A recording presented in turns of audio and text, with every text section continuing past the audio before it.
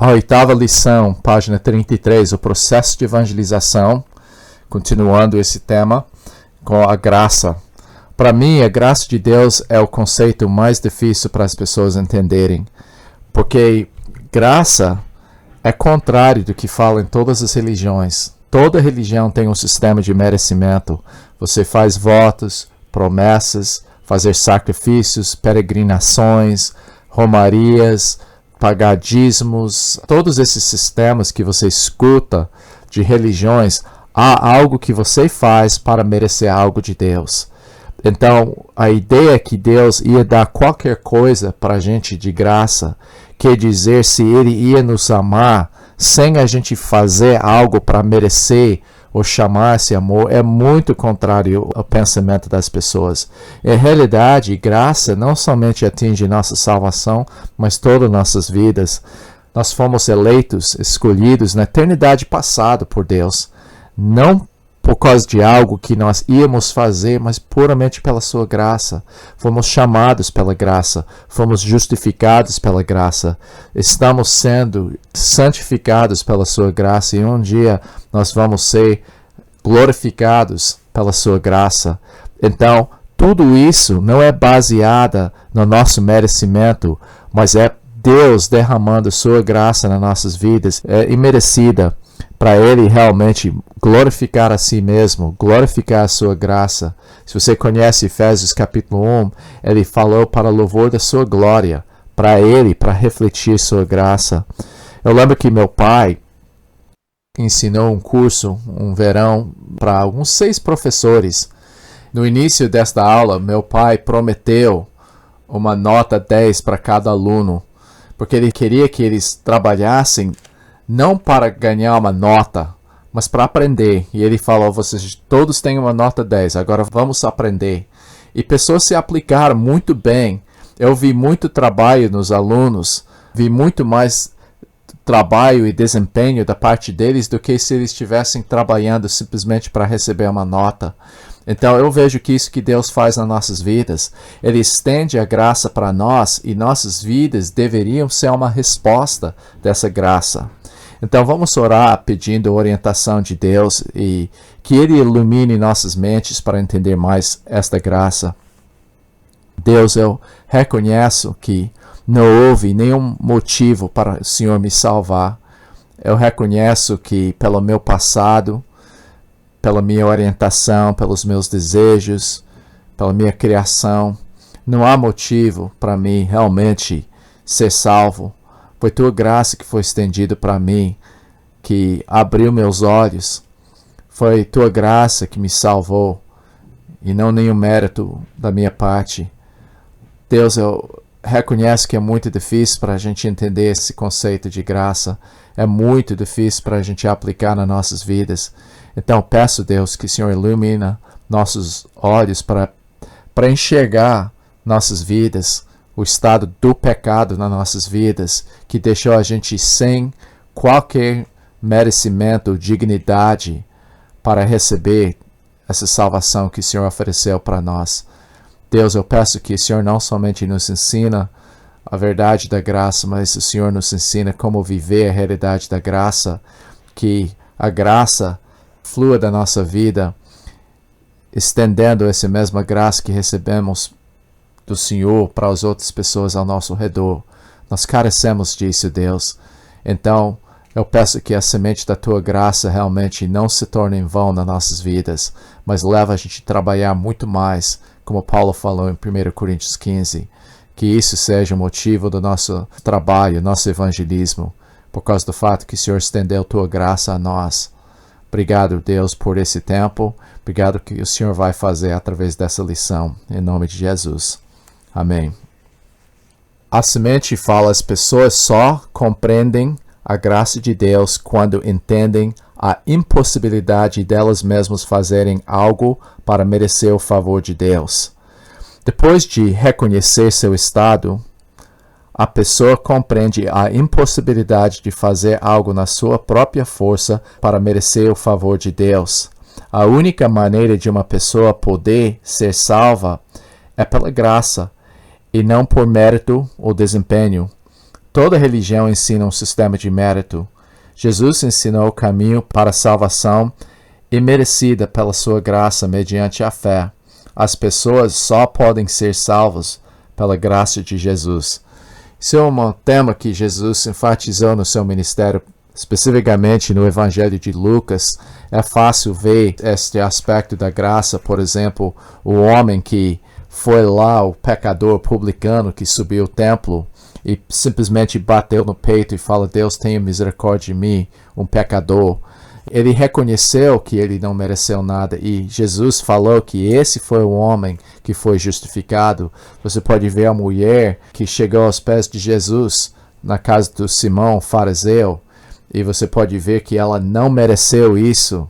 E o fariseu achou que mereceu alguma coisa, por isso ele não recebeu Jesus. Então esse tema de graça, de Deus estendendo seu amor aos imerecidos, é muito comum nos evangelhos. O versículo-chave vem de Atos capítulo 15, e eu gostaria de olhar em todo o contexto aqui. Você lembra que foi alguns grupos que chamam os judaizantes que queriam misturar a lei, como os adventistas fazem hoje, de misturar a lei com a graça do Senhor Jesus Cristo. E Paulo estava pondo eles desta tentativa de misturar judaísmo com cristianismo.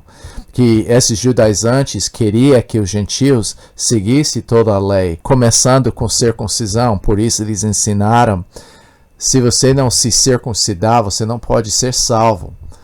Então Paulo viu que isso estava tirando algo da graça de Deus. Então eles tiveram um debate e decidiram levar essa questão lá para Jerusalém. E eu gosto muito que Pedro falou, sua apostila só menciona versículo 11, mas eu gosto de ler o que Pedro falou, começando no versículo 7. Havendo grande debate, que foi acerca dessa questão de seguir a lei de Moisés, começando com circuncisão. Havendo grande debate, Pedro tomou a palavra e disse: Irmãos, vós sabeis que desde há muito Deus me escolheu entre vós, para que, por meu intermédio, ouvissem os gentios a palavra do Evangelho e crescem. Pedro, nesse momento, está se referindo ao que aconteceu com Cornélio. Ele está falando: irmãos, você lembra algum tempo atrás que Deus me escolheu entre todos para ser o primeiro para pregar o Evangelho para um grupo de gentios, e eu fui lá com Cornélio.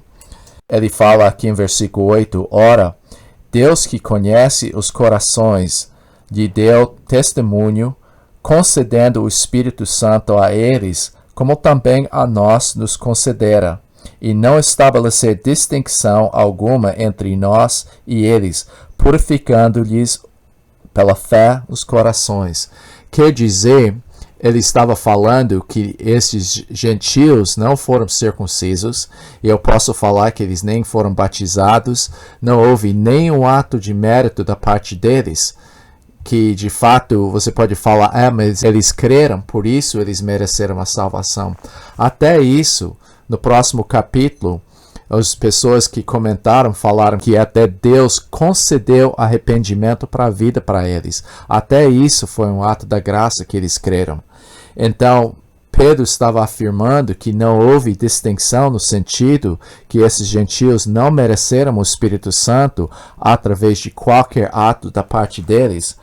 E versículo 10, ele fala, agora, pois, por que tentais a Deus, pondo sobre a cerviz dos discípulos um jugo que nem nossos pais puderam suportar, nem nós?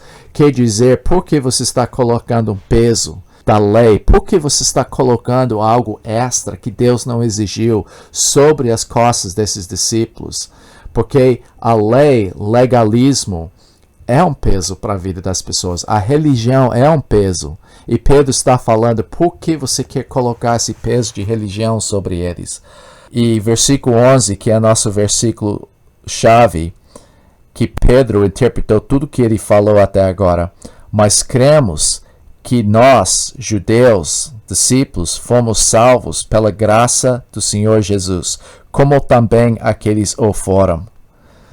Então, muito forte isso que ele está falando. Você acha que você mereceu mais salvação do que os outros?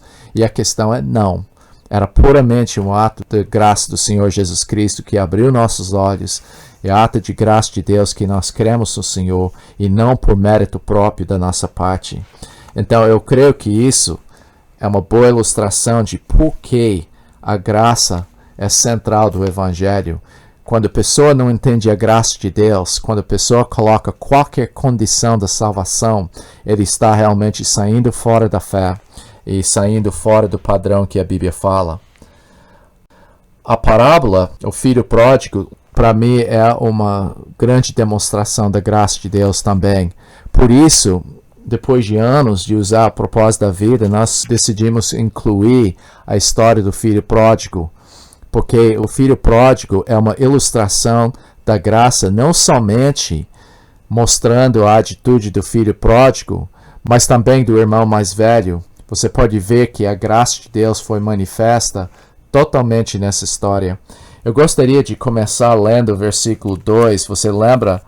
Fala, o homem teve 2 filhos. O mais moço, nota isso, o mais moço deles disse ao pai: Pai, dá-me parte que me cabe dos bens. E ele partiu os haveres. Em realidade, naquela época, o mais moço só ia receber 1/3 da parte da herança. O mais velho ia receber 2/3. Então, o mais velho automaticamente recebeu o dobro do que o mais moço recebeu. E fala claramente aqui que o pai repartiu esses bens entre os dois. Agora, você sabe que ele gastou todo o dinheiro. E como ele gastou todo esse dinheiro tão rapidamente, é um mistério para mim, mas conhecendo como as pessoas que não estão acostumadas com dinheiro e uma vida imoral, o dinheiro vai embora muito rápido. E você viu que ele até ficou pobre. Depois disso, começou a passar necessidade em versículo 14. E versículo 15 fala que ele se ligou com o cidadão daquela terra e foi cuidando dos porcos desse homem. E para os judeus, essas duas coisas ficariam muito chocantes. Primeiramente, que o filho mais moço ia pedir os bens desse momento. Porque para ele estava falando: Pai, eu nem quero esperar para o Senhor morrer, quero logo agora minhas coisas. É muito desprezo do seu pai. Ele desprezou seu pai quando ele falou isso. A segunda coisa que foi chocante foi como ele perdeu todo aquele dinheiro tão rapidamente. Eu tenho um primo que estava amigado com uma menina que herdou alguns $25 mil do pai dela. Ela saiu a primeira noite com meu primo para comemorar que eles receberam esse dinheiro e foram para um bar, e na alegria dessa festa eles gastaram 5 mil daquele dinheiro numa só noite. E dentro de 2 meses eles tinham gasto todo o dinheiro. Eles não estavam acostumados a lidar com esse dinheiro. Mas a terceira coisa chocante para um judeu foi o fato que ele aceitou um emprego cuidando de porcos. Porque para um judeu isso era muito humilhante, porque porcos eram animais impuros. Então esse rapaz chegou no fundo do poço mesmo. E versículo 17 falou: então caindo em si. Eu creio que isso é muito importante. Porque nesse momento ele reconheceu seu estado. Por isso, nesta semente, nós comentamos que a pessoa precisa reconhecer seu estado, que o fato é que não tem como se sair daquele estado, que daí vai entender e abraçar a graça de Deus. Então eu creio que a primeira parte disso que ele falou, caindo em si, ele reconheceu seu estado. E versículo 19, que ele fala: já não sou digno. Ele reconheceu não que ele pecou contra o Pai, ele pecou contra Deus perante o Pai. E ele falou: eu não sou digno.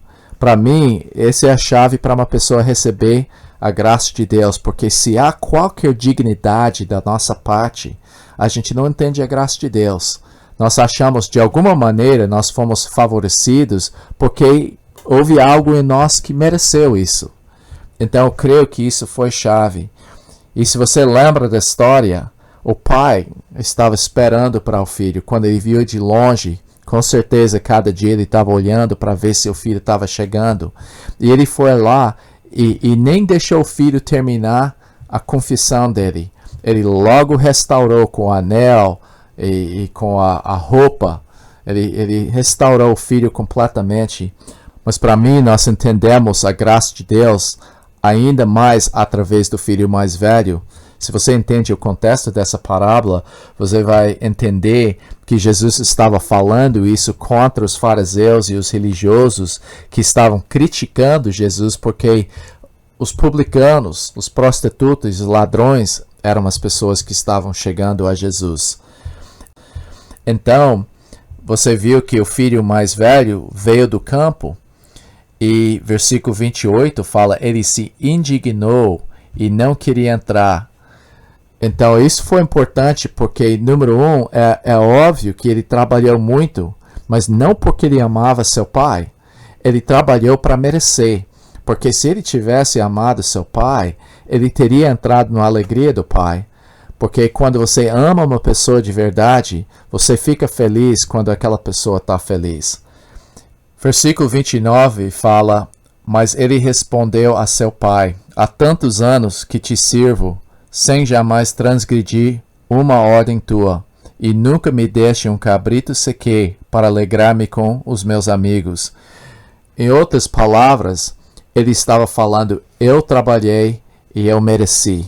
Isso mostra a motivação dele, não foi uma resposta do amor para com o pai, não foi fluindo do seu amor, mas ele estava falando, eu mereci, o Senhor não me deu. Ele está acusando o pai de ser injusto. E esta coisa que é a razão que pessoas não gostam da doutrina de graça, porque para eles acham injusto que Deus ia salvar uma pessoa que nem buscou, que nem procurou e nem mereceu. Versículo 30, ele continuou falando, vindo, porém, esse teu filho, esse é desprezo, te desperdiçou os teus bens com meretrizes, tu mandastes matar para ele o novilho cevado. Mas o pai falou, meu filho, tu sempre estás comigo, tudo que é meu é teu. Quer dizer, no começo dessa parábola, nós vimos como eles já repartiram. Legalmente, aquela parte já caiu para o filho mais velho. Ele estava tentando trabalhar e merecer algo que já foi oferecido a ele. E por isso, ele nunca entrou na alegria do seu pai. Ele nunca entrou e entendeu a graça. Por isso, ele respondeu com desprezo ao seu irmão. Porque ele achou, eu mereci, ele não mereceu. Então, a mesma coisa hoje. Pessoas realmente querem, os religiosos querem pensar que eles fizeram algo para merecer. E eles meio desprezam as pessoas que estão realmente sendo transformadas pela graça do Senhor Jesus Cristo. Então, o pai estendeu a mesma graça aos dois filhos. Mas o mais novo aceitou. Por quê? O mais novo reconheceu que ele era indigno. O mais velho não recebeu porque ele achou que ele era digno disso. Página 33, a exposição, número 1, a base bíblica. A definição, Romanos 5. Nós, em vez de começar com Romanos 5, gostaria de voltar para Romanos capítulo 4, versículo 4.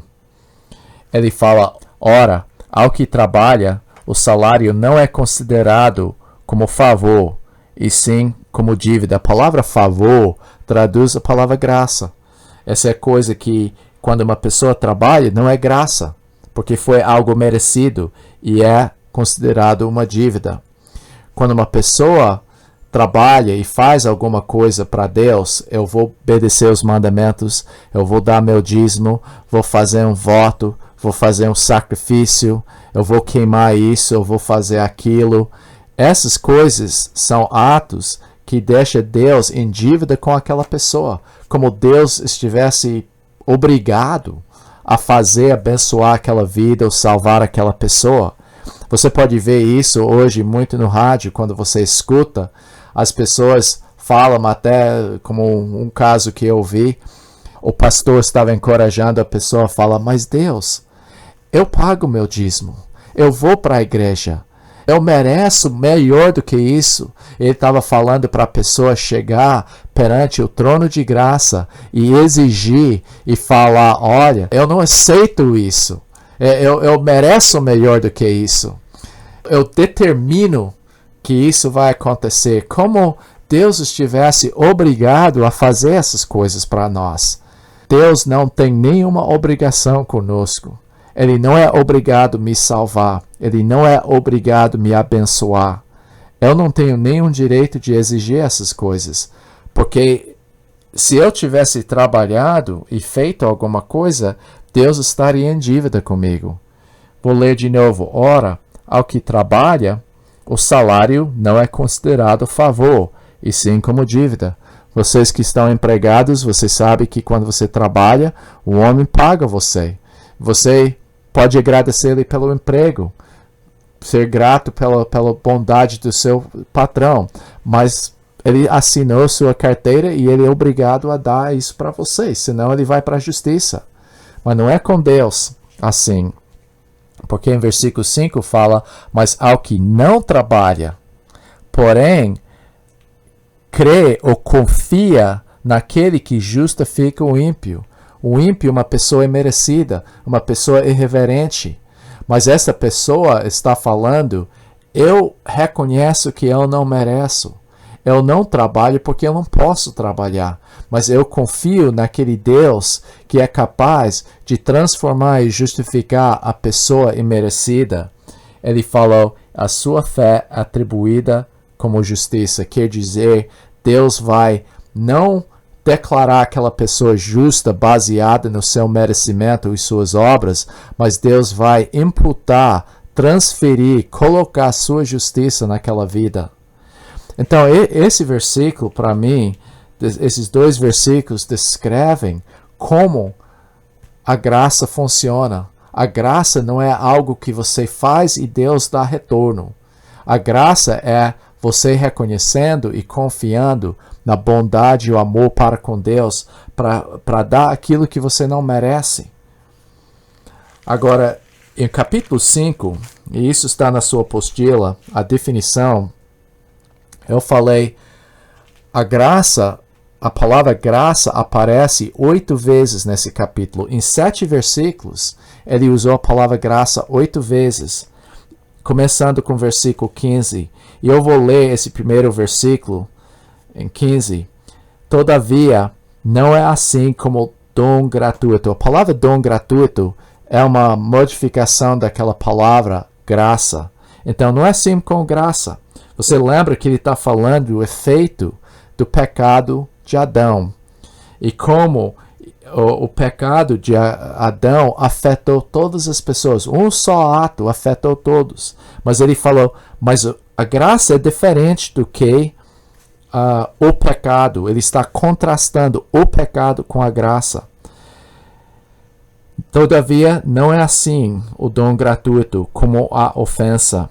Porque se pela a ofensa ou o pecado de um só morreram muitos, em realidade todos morreram, porque todos foram embaixo do pecado, muito mais a graça de Deus e o dom pela graça de um só homem, Jesus Cristo, foi abundantemente sobre muitos.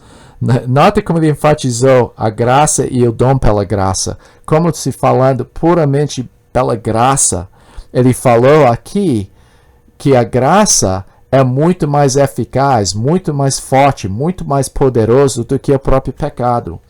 E isso que é o ponto que ele está falando. Ele está falando, sim, o ato de pecado afetou todas as pessoas. Mas a graça de Deus também afeta as pessoas. Por quê? Porque a graça é bem mais forte. Essa razão que ele falou muito mais. Daí, pulando para versículo 16, ele falou, na segunda parte, ele falou para a condenação, mas a graça transcorre de muitas ofensas para a justificação. Quer dizer, uma ofensa trouxe maldição, morte. Mas ele falou, a graça é mais forte do que as muitas ofensas. Em versículo 18, na parte ele falou, assim também por um só ato de justiça veio a graça sobre todos os homens para a justificação que dá a vida. Nota que ele está enfatizando a distinção entre o pecado e o efeito do pecado e a graça e o efeito da graça, porque o pecado produz morte e condenação. A graça produz a vida e justificação ou salvação.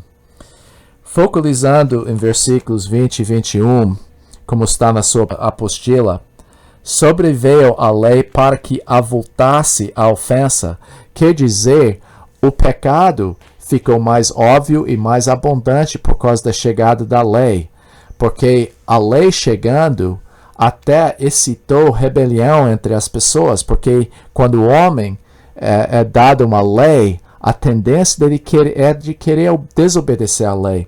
Mas além disso, a lei destacou e definiu a presença dos pecados para ficar óbvio para todas as pessoas a realidade e a presença do pecado na vida das pessoas. Deixe-me mostrar como isso funciona. Número 1, eu quero dar um exemplo para você. Você fecha seus olhos e você pensa em qualquer coisa que você quiser. Você pode pensar em qualquer animal, coisa, menos um elefante. Você é proibido pensar no elefante. Pensa em qualquer coisa, menos elefante. Com certeza, se você for honesto, você vai falar que você pensou no elefante. Fez semanas que você não pensou em elefante. Mas quando o mandamento veio para não pensar no elefante, a primeira coisa que vem na sua mente é elefante. Então a lei avultasse desta maneira. Mas tem mais uma maneira. Por exemplo, antes da lei chegar, talvez você não percebesse o que é pecado. Uma vez que a nova lei do trânsito chegou aqui no Brasil, pessoas tinham falado para mim, tem que dar um jeito no seu carro, Bruce. Mas para mim, as rodas rolaram, então estava bom para mim. Eu podia chegar ponto A para ponto B, tá certo para mim. Mas daí, quando a nova lei do trânsito passou, eu fui parado uma vez. E o policial rodou meu carro e mostrou todas as coisas que estavam erradas no meu carro. Olha, esse pneu é careca como motorista é. Então esse aqui é problema no extintor, esse problema aqui, olha, esse parte é muito baixo, esse parte da luz não funciona. E a lei veio para destacar como meu carro estava fora do padrão. Então esse que a lei vem é de chegar para olhar na nossa vida. Mas eu não sou muito pecador, eu não faço coisa errada. É? Você olha em que Jesus falou no Sermão no Monte e você vê como sua vida é fora do padrão da lei. Então, o pecado já estava lá, simplesmente a lei chegou lá e estimulou o pecado na vida da pessoa e destacou e definiu quais são os pecados para a pessoa ter o conhecimento da presença do pecado na sua vida. Mas nota que ele falou, sobreveio a lei, versículo 20, sobreveio a lei para que avultasse a ofensa, mas onde abundou o pecado, superabundou a graça. Quer dizer, a graça é mais eficaz e mais forte. O efeito da graça pode superar meu pecado. A fim de que, versículo 21, a fim de que, como o pecado reinou, nota a palavra reinar, dominou na minha vida pela morte, assim também reinasse e domina a graça pela justiça para a vida eterna. Nota o efeito, está contrastando o pecado e a graça, a morte e a justiça, e a morte e a vida mediante Jesus Cristo, nosso Senhor. Então nós podemos ver, como está escrito na sua apostila, que o estado era do pecado, a morte era condenação, mas o que é graça? Quando aplicado é mais forte. Em vez da morte, é vida. Em vez da condenação, é justificação. Mais uma coisa. Ponto número 3, na página 33, lá embaixo. Graça é o favor imerecido concedido às pessoas que não podem salvar a si mesmas por causa do seu amor. Note como a Bíblia descreve as pessoas sem Cristo. Eu quero que vocês olhassem, voltando no mesmo capítulo, para versículo 6 do capítulo 5 de Romanos. Porque Cristo, quando nós ainda éramos fracos, morreu ao seu tempo pelos ímpios. O que você fala? Às vezes, quando você fala que não pode fazer um trabalho, você fala, puxa, eu estou muito fraco hoje. Você está falando que você é incapaz e não tem a força e poder para fazer aquilo. Então, a primeira coisa que ele descreveu, e você pode sublinhar esta palavra na sua Bíblia, fracos, porque isso descreve a inabilidade do homem para fazer algo para mudar seu estado. Morreu a seu tempo pelos ímpios. A palavra ímpio é acebeia, uma pessoa irreverente, que não tem o temor de Deus, e sua vida, o estilo de vida reflete essa falta de reverência para com Deus. Essa palavra ímpio significa, então, os ímpios são pessoas também imerecidos. Se eu fosse Deus, eu talvez ia pegar aquela pessoa que está pelo menos tentando na religião, aquela pessoa que é religiosa, mas ele fala, não, ele pegou e morreu pelos ímpios, que de fato inclui o religioso também, aquela pessoa que é imerecida, nem aí para com Deus. Ele descreveu como talvez uma pessoa, é difícil para uma pessoa morrer para uma pessoa boa, mas talvez alguém podia morrer para uma boa pessoa. Mas olha o versículo 8, mas Deus prova o seu próprio amor para conosco, pelo fato de ter Cristo morrido por nós, sendo nós ainda pecadores. Quer dizer, um pecador, nota, ainda éramos pecadores. Ele pegou esse pecador, que chama Bruce, e transformou num santo. Eu não sou pecador mais. Eu peco, mas isso não é característica da minha vida. Um pecador é uma pessoa que falha de alcançar o padrão de Deus. Então, nota, um pecador não merece ser declarado justo, porque ele, por natureza, não é justo perante Deus. Mas ele fala que Cristo morreu pelos pecadores. Então ele já descreveu a gente como fracos, ímpios, agora pecadores. Mas mais forte ainda, em versículo 10. Porque se nós, quando inimigos... Olha, inimigo é horrível para pensar. Talvez você possa morrer para uma criancinha que é inocente, coisa assim. Você pensa, puxa, tem toda a sua vida. Mas o inimigo... O inimigo é uma pessoa que tem hostilidade contra você. E ele descreveu a gente não somente desligados, indiferentes, ímpios e pecadores, mas ele descreveu a gente como inimigos. E pode marcar isso na sua Bíblia, porque ele falou, porque se nós, quando inimigos, fomos reconciliados com Deus, mediante a morte do seu Filho, muito mais, estando já reconciliados, não mais inimigos, seremos salvos pela sua vida. Quer dizer, o fato que ele pegou um inimigo e transformou num amigo. Ele falou, é essa a razão que esse amigo com certeza vai ser salvo um dia, quando é na presença de Deus, salvação no sentido de glorificação. Então, olhe na sua apostila. Eu alistei essas qualidades que devem ser marcadas na sua Bíblia.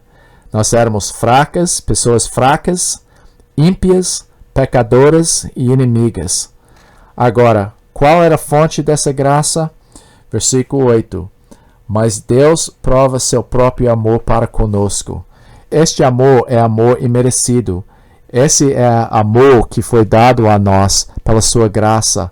É amor ágape, o amor imerecido. Página 33, lá embaixo, ponto B, a graça nos transforma, baseada em Efésios capítulo 2. Ele começou descrevendo o nosso estado sem Cristo. De fato, no original, essa parte, ele vos deu vida, é emprestado de versículo 5. Ele começou lá com isso para você saber a direção que Paulo estava indo com isso. Mas a intenção de Paulo era descrever o estado completamente imerecido do homem. Resumindo, lá embaixo na página 33 fala que nós éramos mortos espiritualmente, sem percepção, sem habilidade de nos ajudar, vivendo conforme o mundo, desligado das coisas de Deus dessa maneira, vivendo conforme o mundo, escravizados pelo diabo e andando segundo a carne. Esses 4 aspectos descrevem o estado nesses primeiros 3 versículos. Ele falou, ele vos deu vida, estando vós mortos nos vossos delitos e pecados. Nota que ele não falou mortos por causa dos delitos e pecados, mas os delitos e pecados são o reflexo do estado de morte espiritual da vida da pessoa. A pessoa está desligada de Deus, nem percebendo o seu estado. Uma pessoa morte não sabe o que está acontecendo espiritualmente. E a razão que esta pessoa está nesse estado é por causa do estado de pecado na sua vida. É o pecado, não os pecados. Ele mencionou que nós estamos mortos nesse estado que é refletido nos nossos delitos e pecados. Versículo 2, ele fala, nos quais andastes. Nota a palavra andar, muito importante no livro de Efésios. Isso indica que o estilo de vida, a pessoa está agindo conforme o seu estado, nos quais andastes, conduziste sua vida outrora, segundo o curso deste mundo, seguindo a direção que o mundo está indo, seguindo o caminho que as pessoas estão andando, o padrão do mundo, segundo o príncipe da potestade do ar. Ele chama o ar porque eles achavam que esse era a habitação do mundo espiritual, eles descreveram dessa maneira. Então ele que domina esse mundo espiritual da área das trevas, e ele fala que esse espírito que agora atua nos filhos da desobediência.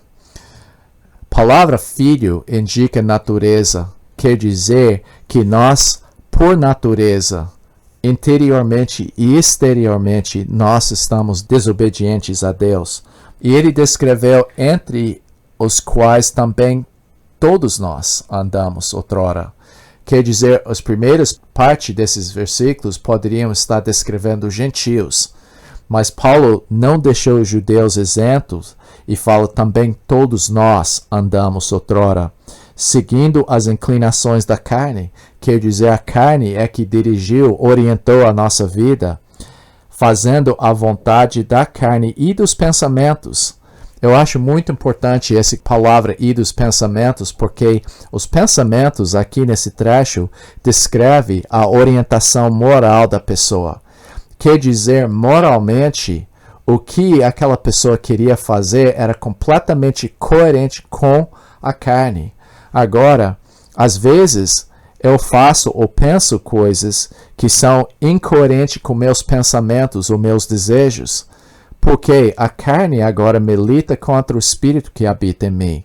Então, eu tenho esse conflito agora, porque meu espírito agora, os meus pensamentos, no sentido de meu desejo moral, é de agradar a Deus. Mas agora há um conflito. Antes não houve isso. Eu estava gratificando minha carne e meus pensamentos. Quer dizer, interiormente, toda minha vida estava voltado a gratificar a mim mesmo. Eu era arrogante, egoísta, vivendo para minha satisfação. E ele falou e terminou o versículo aqui, fazendo a vontade da carne e dos pensamentos, e éramos por natureza filhos da ira, como também os demais. Quer dizer, ele está descrevendo o estado universal das pessoas. Só falando morto nos seus delitos e pecados seria suficiente para descrever o estado imerecido da pessoa, a incapacidade da pessoa se ajudar. Mas a situação mudou em versículo 4. Essas palavras aqui em versículo 4 são chaves. Mais Deus. Nota, não fala mais Bruce, mais Luiz, mais Carlos. Fala mais Deus. Quem mudou a situação foi Deus, porque nós não éramos capazes de mudar a nossa situação. Página 34, número 2, lá em cima, o que Cristo fez. Como eu falei, aquele mais Deus enfatiza que Ele que mudou nossa situação. Eu vou ler esses primeiros 3 versículos, voltar e comentar, daí ler que está na apostila. Mas Deus, sendo rico em misericórdia, por causa do grande amor com que nos amou, e estando nós mortos em nossos delitos, nos deu vida juntamente com Cristo. Pela graça sois salvos, e juntamente com Ele nos ressuscitou e nos fez assentar nos lugares celestiais em Cristo Jesus, para mostrar nos séculos vindouros a suprema riqueza da sua graça em bondade para conosco em Cristo Jesus. Eu gostaria de simplificar esse trecho e focalizar em 3 palavras, 3 verbos. O primeiro verbo, ele nos deu vida. Você pode traduzir isso, vivificar. O segundo verbo é ressuscitou, versículo 6. E terceiro é nos fez assentar. Esses são 3 verbos no grego. E cada um tem um prefixo de sun, ou em outras palavras, junto com ou co. Por isso, se você olha na sua apostila, eu simplifiquei esses 3 versículos. Ele co-vivificou, co-ressuscitou e nos co-assentou. Quais são as 3 coisas que Deus fez? Primeiro é que ele nos co-vivificou. Porque nós estávamos mortos, não éramos capazes de entender o Evangelho. Nós estávamos desligados, com falta de compreensão. O que Deus tinha que fazer? Ele tinha que dar essa vida para nós, no sentido que abrir nossos olhos da realidade. Vivificar implica que Ele nos deu essa compreensão para ver nosso estado e compreender a graça de Deus. Co-ressuscitou implica que Ele nos deu essa nova vida. Isso é regeneração. Isso é o processo em que Ele gerou uma nova pessoa em nós. E co-assentou é a nossa nova posição, nosso novo estado em Cristo Jesus. Em vez de estar assentado aqui na terra, nós estamos assentados junto com Jesus Cristo. Eu gostaria de fazer isso com uma maneira muito mais gráfica.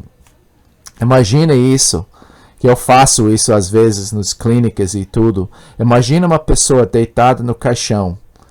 Ele está com as flores, está com os pés juntos, braços cruzados, olhos fechados. A pessoa vai lá e tenta compartilhar Cristo com ele. A pessoa não vai responder, ele é incapaz de responder, ele não entende, está completamente separado, desligado a pessoa. Agora, imagina Jesus Cristo morrendo junto com ele, no sentido que Cristo identificou com nossos pecados, a tal maneira que ele deitou dentro do caixão junto com o homem. Então está morto junto com aquela pessoa. Mas como esse homem, como Cristo foi vivificado, os olhos de Cristo abrem também nesse mesmo instante. Os olhos desse homem no caixão abrem exatamente no mesmo tempo. Então esse homem foi co-vivificado com Cristo. Quando Cristo foi ligado com aquela pessoa foi vivificado, dado a capacidade de entender o Evangelho. Daí, como Cristo foi ressuscitado, o homem, segurando o braço de Jesus Cristo, levanta do caixão, levanta para ser uma nova pessoa, mas não somente isso, ele senta ao lado de Jesus Cristo, não aqui na terra, mas nos lugares celestiais. Imagino essa pessoa com as pernas balançando no espaço, ao lado de Jesus Cristo, olhando para a terra e vendo os problemas, as dificuldades, as tentações. De repente, esta pessoa foi dada uma nova posição, uma nova perspectiva, uma nova vida. Por isso, voltando na apostila, eu coloquei, ele nos vivificou. Você pode ver isso em versículo 5, estando nos mortos em nossos delitos e pecado, nos deu vida juntamente com Cristo. Melhor traduzido, ele co-vivificou a gente junto com Cristo. Daí o que ele fez? Versículo 6, e juntamente com ele nos ressuscitou. Isso é co-ressuscitar com Jesus Cristo. Isso indica que ele nos deu uma nova vida, regeneração, e nos fez assentar nos lugares celestiais. Isso significa que nós co-assentamos com Jesus Cristo. Essa é a nossa nova posição. Agora, o que levou Cristo a fazer isso? Por que Cristo fez? Ponto número 3 na sua apostila. Por que ele fez? Não há nenhum motivo de orgulho da nossa parte. Ele mencionou a palavra graça 3 vezes. Em versículo 5, ele falou, pela graça sois salvos. Em versículo 7, para mostrar nos séculos vindouros a suprema riqueza da sua graça. Em versículo 8, ele fala, porque pela graça sois salvos. Ele está enfatizando que esta pessoa morta, você e eu, essas pessoas mortas não tiveram nenhum motivo de orgulho, nenhum merecimento ou nada para receber essa nova vida. E ele enfatizou 3 outras qualidades que são ligadas com graça. Versículo 4, sendo rico em misericórdia, ele olhou na miséria da nossa situação e ele identificou e agiu com a miséria, por causa do grande amor com que nos amou. Você reparou como ele repetiu? Ele amou com amor. Essa é uma maneira muito estranha de falar em português, mas isso reflete o que está no original. Ele nos amou intensamente. E a terceira coisa, em versículo 7, para mostrar nos séculos vindouros a suprema riqueza da sua graça em bondade para conosco. Isso significa que ele estendeu e fez aquilo que ia beneficiar a gente. Como é que ele fez isso? Como aplicou a graça na nossa vida? Ele falou, porque pela graça sois salvos mediante a fé. A fé não salva a gente, é a graça. A graça é que salva a gente. Mas a fé é a maneira que a graça é aplicada na nossa vida. Deus produzindo esta fé nas nossas vidas, aplica a graça e a salvação nas nossas vidas. Quando ele falou, isso não vem de vós, ele não está só falando de graça, não somente da nossa salvação, não somente da nossa fé, mas tudo isso que nós lemos nesse capítulo, como ele estendeu sua mão e co-vivificou, co-ressuscitou e co-assentou a gente com Jesus Cristo. Qual é o resultado da graça na vida de uma pessoa? Isso é muito importante, porque isso tem muito a ver. Muitas pessoas que eu vejo na igreja dos irmãos, que entendem, pelo menos intelectualmente, o conceito da graça, usam isso como desculpa para viver uma vida como eles querem.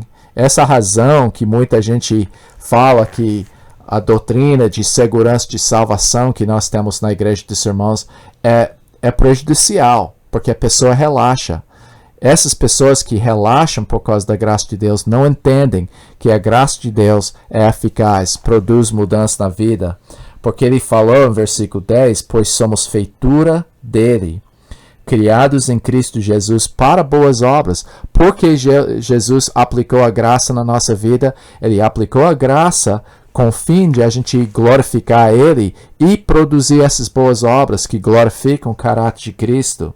Nota, ele falou, as quais Deus de antemão preparou para que andássemos nelas, implica que eu faço boas obras pela graça de Deus. Não é eu fazendo, mas ele preparando essas obras e eu andando nessas boas obras que glorificam o nome dele. Então, o resultado da graça não é uma vida relaxada. Agora eu vou para o céu, eu estou bem. Não, não é isso. A graça de Deus é eficaz e produz mudanças nas vidas. Você pode ver isso no ponto C, o resultado da graça na vida de Paulo. Você pode ver que isso foi muito forte aqui, que ele falou na 1 Coríntios capítulo 15, versículo 8, Paulo estava descrevendo todas as testemunhas que confirmaram a ressurreição de Jesus Cristo. Então ele falou em versículo 8 de 1 Coríntios capítulo 15, e afinal, depois de todos, foi visto também por mim, como por um nascido fora do tempo. Ele está descrevendo a maneira que ele se tornou apóstolo. Ele foi fora do templo no sentido que Paulo não acompanhou Jesus. Ele não estava lá no batismo e acompanhou ele até o dia em que foi levado. Mas Jesus, na misericórdia e graça dele, apareceu para Paulo e chamou ele para ser um apóstolo. Mas ele não fez da maneira que ele fez com os outros apóstolos. Porque ele falou no versículo 9, não com uma falsa humildade, mas reconhecendo que realmente ele não mereceu nada disso, porque eu sou o menor dos apóstolos, porque mesmo não sou digno de ser chamado apóstolo, pois persegui a igreja de Deus. Ele fala, se houve um apóstolo imerecido, foi eu, porque eu estava indo contrário à coisa que Deus estava falando. Mas ele falou em versículo 10, mas pela graça de Deus sou o que eu sou. Ele falou, eu não mereço, não sou digno, mas pela graça de Deus eu sou um apóstolo. E mesmo não merecendo isso que eu sou, ele falou, e sua graça que me foi concedida não se tornou vã, quer dizer, não se tornou vazios, ineficaz. Antes, trabalhei muito mais do que todos eles. Todavia, não eu, mas a graça de Deus comigo. Eu acho muito importante isso, porque ele está enfatizando que a graça foi a força do trabalho dele. A graça agindo na sua vida produziu o fruto do trabalho na sua vida. E não foi algo que do esforço próprio na vida de Paulo. Então nós podemos ver que graça não é uma desculpa para ficar relaxada. Porque se a graça verdadeiramente entra na vida de uma pessoa, a graça produz fruto na vida da pessoa. Finalmente, ponto D, o resultado da graça nas nossas vidas. Em Tito, capítulo 2, versículos 11 e 12, Paulo falou, porquanto a graça se manifestou, através de Jesus Cristo, obviamente, Salvador a todos os homens, todos no sentido, todos os eleitos. Isso não, se fosse todos os homens, a gente ia concluir que todo mundo ia ser salvo. Ele falou, salvadora a todos os homens. O que a graça, quando manifestou, fez? Educando-nos para que, renegadas a impiedade e as paixões mundanas, vivamos no presente século sensata, justa e piedosamente. Olha o que ele está falando. Esse vai nos ensinar como discípulo, não somente nos salvou, mas está educando a gente, primeiramente que a gente vira nossas costas, que a gente nega nas nossas vidas as coisas de impiedade, paixões mundanas, quer dizer, os desejos que os outros têm. Isso mostra que a graça transforma, porque quando a graça entra na vida, o que era o desejo principal, o tesouro, a satisfação e o alvo da pessoa muda. Não é uma satisfação que vem através das coisas que esse mundo oferece, mas é uma satisfação na presença de Deus. E além disso, nos educa também de viver durante esse tempo que estamos morando nesse mundo, não puxado para essas paixões mundanas, mas sensata, com bom senso, justa, reta e piedosamente, com uma vida de adoração. E outra coisa que vai produzir em nós, aguardando a bendita esperança e a manifestação da glória do nosso grande Deus e Salvador, Cristo Jesus. Ele é nosso grande Deus, Ele é Deus e Ele é nosso grande Salvador, Jesus Cristo. Jesus Cristo é o próprio Deus. Mas note isso, nossa esperança não está nesse mundo. A gente não liga com as coisas aqui, mas nossa esperança está nas coisas do futuro. Nossa esperança não é dos confortos e bênçãos do céu, mas nossa esperança é Jesus Cristo, porque Ele é nosso alvo, Ele é nossa satisfação. Nunca esquece disso, que Cristo é nosso tesouro, não as coisas que Ele pode providenciar para a nossa vida. Então nós podemos ver o que é graça. A graça é algo que nos chamou, nos elegeu, nos salvou, nos santifica e até um dia vai nos glorificar também. Essa é a nossa esperança. A graça é completamente imerecida. A gente viu isso em Romanos 5, Efésios capítulo 2, como realmente Deus restaurou os mortos através da sua graça. Página 34, os princípios. Ponto A. Graça é o contrário do que todas as religiões ensinam. Toda religião é baseada num sistema de mérito ou desempenho, sacrifícios, orações, ofertas, promessas, votos, cerimônias, lugares, rituais, etc. A ideia de que Deus nos dá algo sem merecimento é difícil das pessoas aceitarem. especialmente se gastaram as suas vidas praticando sua religião para obter o favor de Deus. Quer dizer, aquela pessoa que se dedicou muito à sua religião falou, mas puxa vida, eu fiz tudo isso por nada. Você pode ver que Paulo até se perguntou isso em Filipenses capítulo 3. Ele falou, tudo que era lucro para mim, eu contei como nada para ganhar Cristo. Ele tinha que abrir mão de toda a sua religião passada. Continuando, por isso, Jesus foi criticado pelos religiosos quando prostitutas, ladrões e publicanos se achegaram a ele. Paulo escreveu Gálatas, Colossenses, Romanos e Efésios também para combater a religião de mérito, pois isso é uma das maiores barreiras do Evangelho. Quer dizer, você vai enfrentar essa barreira, você tem que trabalhar com as pessoas, perguntando até eles entendem que até Deus abre os olhos da pessoa sobre o conceito de graça. Ponto B, embaixo dos princípios. Os piores pecadores têm mais facilidade em entender e abraçar a graça de Deus. Conforme o dito de um amigo, vidas podres são bons estercos para a semente do Evangelho brotar. Meu amigo que faz isso, ele mora na cidade de Los Angeles e ele trabalha com os pesados dos pesados. Ele vai lá nos cafés onde tem vampiros, gays. Esses vampiros são estranhos, eles literalmente bebem sangue, vestem tudo em preto e com pele branco. Tem os lugares dos gays e todo tipo de gangues.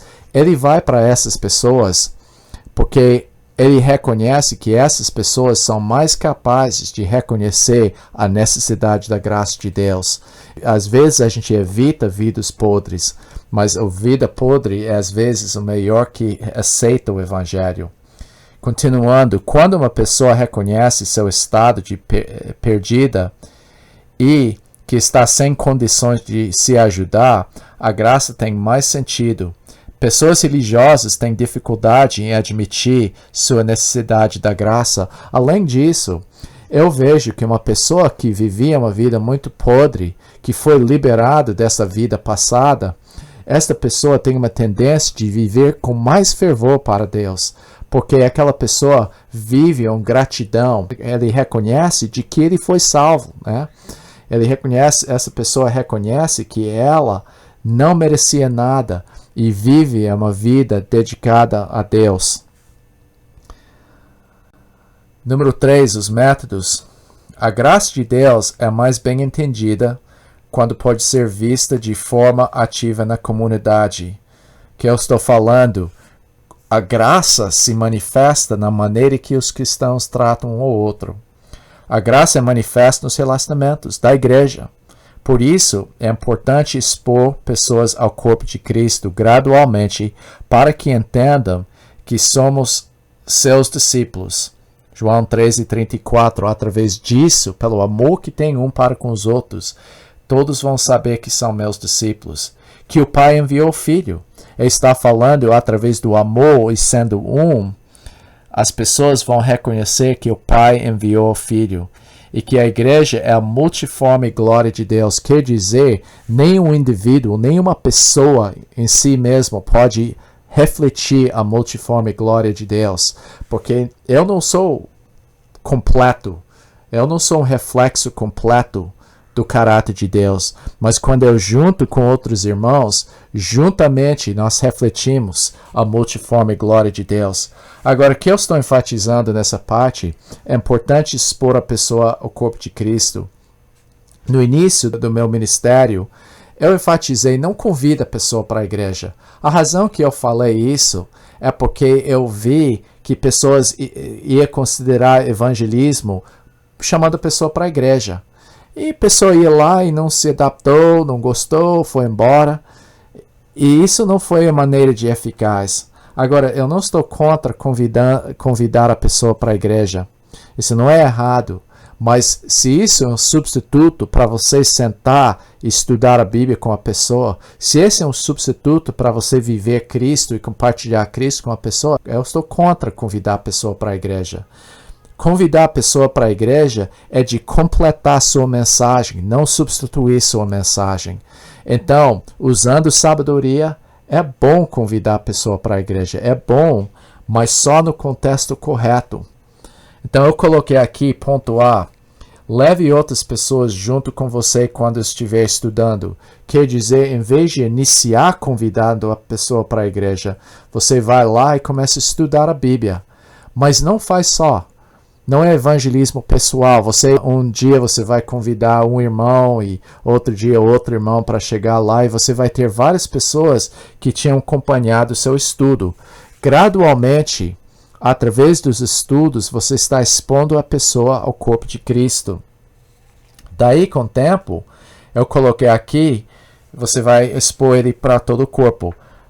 Como está escrito aqui, leva outras pessoas junto com você quando estiver estudando.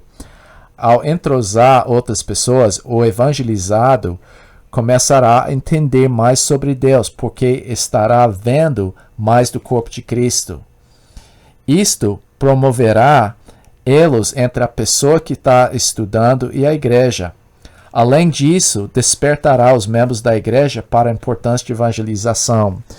Eu estou falando isso porque, por exemplo, você leva uma pessoa e aquela pessoa vai participar no estudo.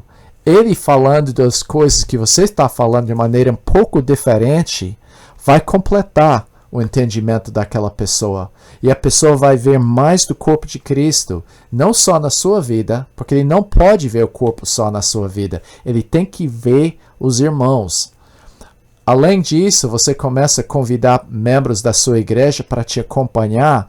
Você vai despertar naquela pessoa o desejo de fazer a mesma coisa que você está fazendo. Achar pessoas e estudar a Bíblia com aquela pessoa. Ponto B, página 35. Convide a pessoa evangelizada para atividades informais da igreja. Depois de conhecer algumas pessoas da igreja, o evangelizado se sentirá mais à vontade em participar dos eventos informais da igreja, como festas, churrascos, jantares ou qualquer tipo de encontro. A pessoa começará a se sentir parte de um movimento maior, quer dizer, puxa, tem outras pessoas que estão estudando a Bíblia. Eu estou presumindo que essas atividades não são simplesmente atividades sociais, mas que Cristo, porque é centro da nossa comunidade, é compartilhado entre as pessoas. As pessoas vão ver, por exemplo, você convida eles para assistir um jogo da Copa, por exemplo. E a pessoa que é incrédula vai olhar e falar, olha, puxa vida, essas pessoas estão se divertindo junto com o outro, mas sem bebida aqui. E outro, você vai ver eles jogando bola, você vai ter um tempo lá. Puxa, essas pessoas até oram antes do jogo. Eles estão rindo durante o jogo em vez de brigando. É diferente esse grupo. Eles começam a ver que é uma família. E eles vão perceber, puxa, todas essas pessoas estão estudando a Bíblia como eu. Ponto C. Convide a pessoa para participar de uma família espiritual. As famílias espirituais são encontros menores, onde a palavra de Deus é compartilhada, enfatizando-se uma vida prática com Deus. A transparência e o compartilhar informal estimulará a pessoa a entender como o corpo de Cristo funciona. Ela terá uma visão da igreja como um organismo, em vez de uma organização. Por exemplo, se você convida imediatamente uma pessoa para a sua igreja, quer dizer, para a celebração, a pessoa não necessariamente vai ver a diferença com sua celebração e que vê nas outras igrejas. Mas se participa numa família espiritual, onde todo mundo está compartilhando um com o outro, ele vai ver que as pessoas não simplesmente são religiosos passivos, mas pessoas ativas vivendo a realidade da sua fé. A gente já teve pessoas que eram ateus entrar nesses tempos e a pessoa fala, vocês são diferentes do que outros grupos, vocês são como uma família. Outras pessoas falam, olha, esse grupo é diferente, Eu nunca vi pessoas confessando seu pecado assim. Então a gente já viu como pessoas que não ainda chegaram a Cristo, chegando na família espiritual, começam a ver uma fé genuína. Um versículo que eu gosto muito é 1 Coríntios 14, 25, quando ele fala que se todo mundo profetiza, em outras palavras, todo mundo está compartilhando, usando seus dons de edificação, e entra uma pessoa que não crê, uma pessoa que não entende as coisas, ele é convencido por todos. É como meu irmão foi a uma reunião da minha igreja uma vez e ele falou, essas pessoas têm algo que eu não tenho. Ele não estava convencido porque alguém apontou o dedo nele e falou do seu pecado, mas ele estava convencido que houve algo real na vida das pessoas que não existia na sua vida. Então, o que fala? Esta pessoa vai cair no chão, se prostrar perante Deus, adorará a Deus, testificando que Deus está de fato com o pastor? Não, no meio de vós. E a ideia da família espiritual é que é pouco mais fácil para uma pessoa que não conhece Jesus ver a realidade de Cristo no meio do grupo. E finalmente, ponto D, convide a pessoa para uma celebração. Isso completará o entendimento do corpo de Cristo, trazendo indivíduos para o estudo, trazendo aquela pessoa evangelizada para a família espiritual e finalmente a celebração. Completa a visão daquela pessoa do corpo de Cristo. É um testemunho forte ver o povo de Deus em adoração. Quer dizer, o culto não é para ser um culto evangelístico direcionado ao incrédulo. É para as pessoas que creem. Mas a pessoa incrédula observando o povo de Deus adorando tem um impacto na sua vida. Agora as tarefas. Você vai estudar o jovem rico e Zaqueu nas páginas 44 e 53 do guia.